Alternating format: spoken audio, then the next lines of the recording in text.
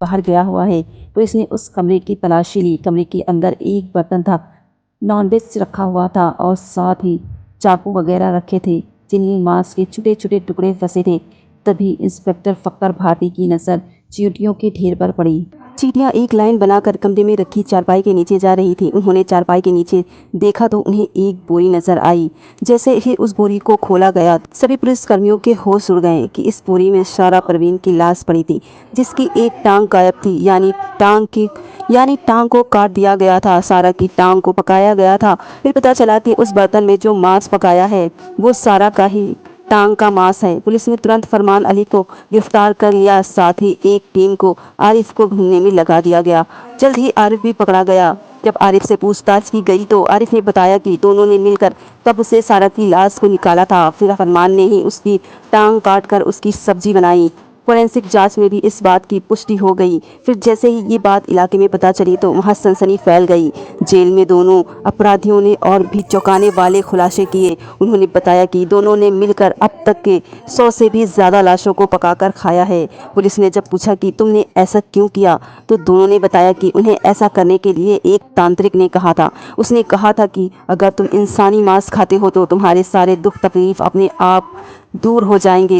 तांत्रिक ने कहा था कि पहले इंसान को मारना होगा, फिर उसका मांस खाना होगा।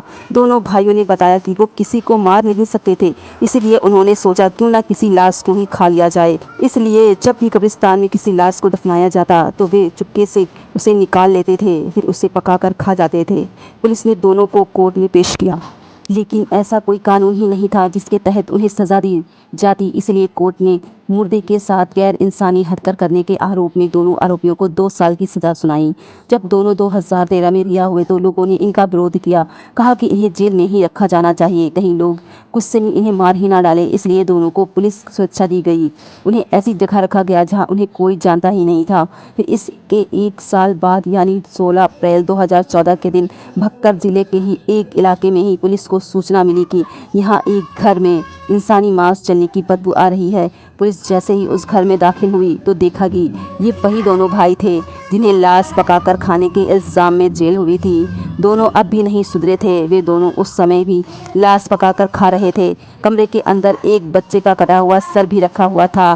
पुलिस ने दोनों भाइयों को गिरफ्तार किया। दोनों भाइयों ने बताया कि ये लाश भी उन्होंने कब्र से ही निकाली है।